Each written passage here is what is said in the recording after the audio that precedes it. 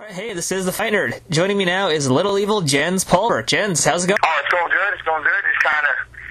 Just got in training now. I'm just relaxing for a minute and trying to do some gym things, I guess you would call it. Now, last time we spoke, you were taking a break from MMA. Now you're getting ready to jump back into it. So what brought you back to fighting?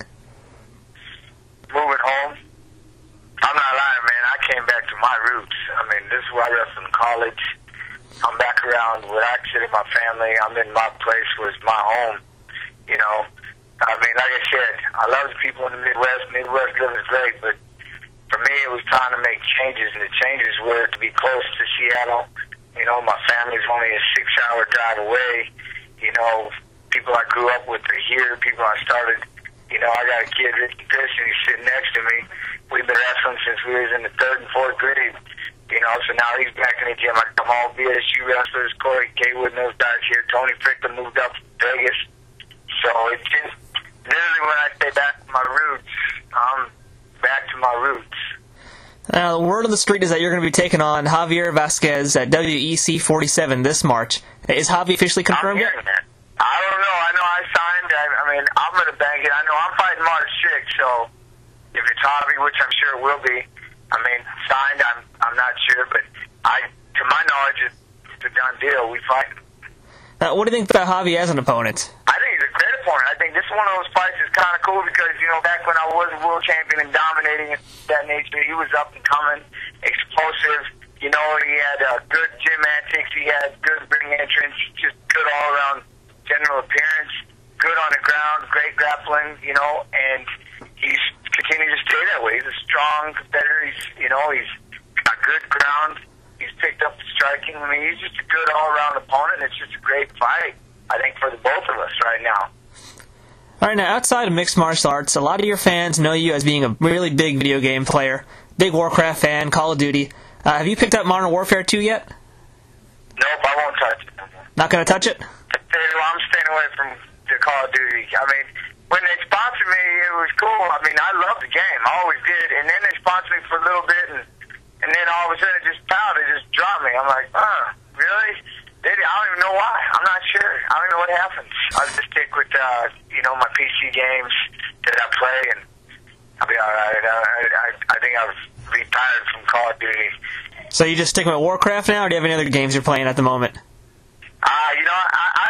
I play Crimecraft. I mean, I wish you would have did a better job of taking off. I don't know really what happened. I like the game,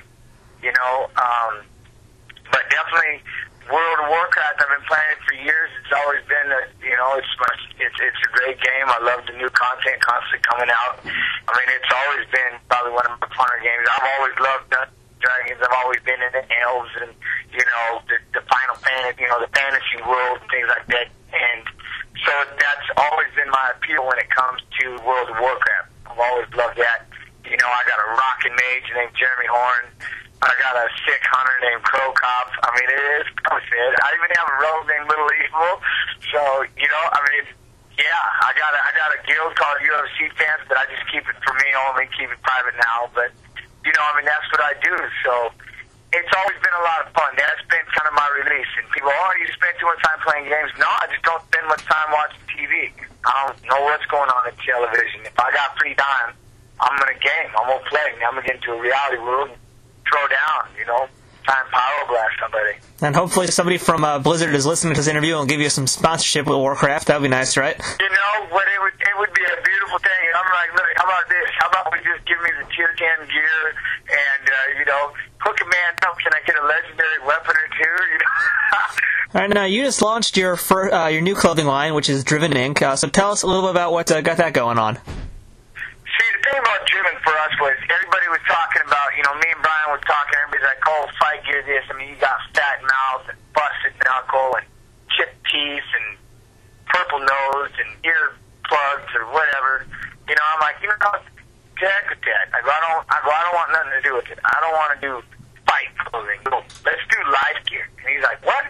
I go, life gear, man. He goes, we talking. I go, things. I go, what do people do? They tattoo things on themselves. Why? Self-expression. All right. So one of the first shirts we designed was the unscarred by trial. And it's the keyhole of a little kid. Got a black eye, crying. angry dad. You look in the shadow, here comes the dad, and the kid's peeing the floor. If you ever read my book, when I was 5, I had a shotgun shoved in my mouth. My dad looks at my mom and says, you choose. Choose who's going to die. And I peed my pants. That's my trial. I was abused. That's my child abuse shirt. If and when we can ever start making money, then 10% of the proceeds from that shirt will go to domestic violence, will go to help battered women and children and do what it is I'm here to do, which is protect them and take care of them. And so we just kind of went from that. Anger is a gift. Another thing we wanted to do, look at the military shirts out there. They don't even compare to ours. We got the police, the civil servants. Rather than doing your everyday American flag, we have Uncle Sam, ground and pound since 1776. That's our MMA clothing. That's the MMA thing that we're doing. That's our, he's got a black eye, he's rugged. That's our country. We are rugged. We battle. We fought. We fought in 1776. We've been doing our own ground and pound. This sport has been ground and pounding against the non-believers from day one. I was there when it was legal only in 3 states. No weight classes, no time limits. You know what I mean? Banned, kept alive by the end. I was there. I watched Dana and everybody do the ground and pound.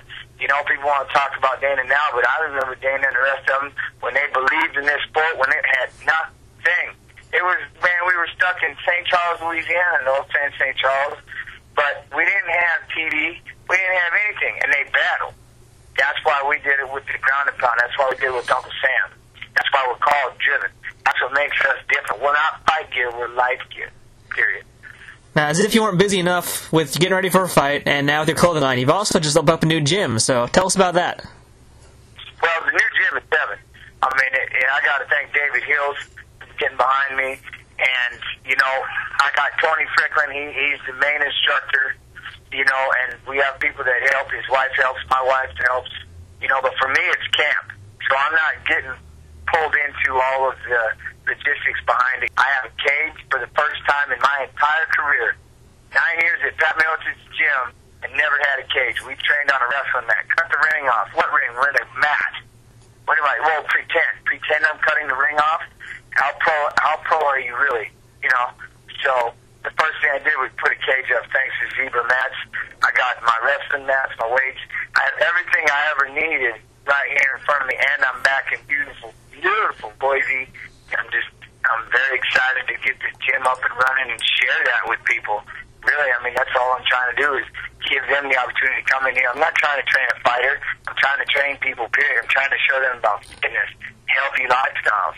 They're just killing themselves, clogging their colons and eating terrible food and, you know, not freeing up their mind by getting that blood flowing. And I just want to be able to come back and do what saved my life, coach.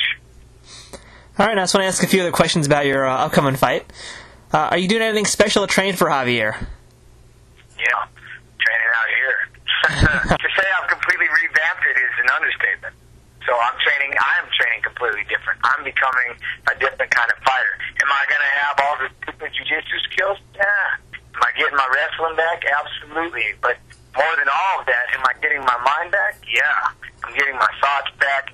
I'm starting to battle against depression. I'm doing it the right way. I don't know when or how it caught up to me, but it caught me. And so now I'm trying to handle that and just battle, you know. And so it's just, I'm in a better place to get ready for that war. Now, you talk about this depression. Now, what helps you get past these kind of negative things that are in your life? Facing it, you know. Finally walking into a shrink and saying, hey, I'm Jens. I got depression, man. You know, I figured I'd be locked up in a straitjacket or something. I only realized that a lot of people go through it. And thank God for the strength of my wife, Tanika, because she helps me. Every day she makes me stronger, stronger, and stronger. All the pirates out there that are trying to leech off you and steal off you, I can just deal with them a lot better. All I have is to turn it around by facing it, looking at it, going, all right, man, every day this is what we do. Look at the power of my son. Look at my daughter. Be around the people that I love that give me positivity, and that's the best place for me to start battling. Hey, period. If you want to admit it, cool. If you don't, odds are a lot of people have depression and anxiety and panic attacks, and they think that they're by admitting their flaws that they're going to become infallible or something that people are going to be, oh, they're brittle, they're no good. Nah, man, you're stronger when you do it. So I know. I think the big question that all your fans want to know is, will your match at WEC 47 be your final match? There's going to be more of Jens Pulver in 2010? I'm not losing, so it's not my final match. That I can tell you right now. I ain't losing. All right, sounds very good. Now, Jens, how do we find out more about Driven Inc. and about yourself? Go to the driventc.com. We're going to start streaming things live, the training sessions, the sparring sessions, the workouts, different things. You know, we're going to call it Driven University. We're going to do different things, be it sparring, you know, the lifting, little things that we can do. All right, well, Jens Pulver, good luck at WEC, and welcome back to Mixed Martial Arts. Thank you, brother. I appreciate it. This video is sponsored by Skin Industries, dominating fashion for the past 11 years with hundreds of designs for men, women, and children. Skin Industries is your everyday lifestyle clothing brand. Start living in skin today and check out skinindustries.com.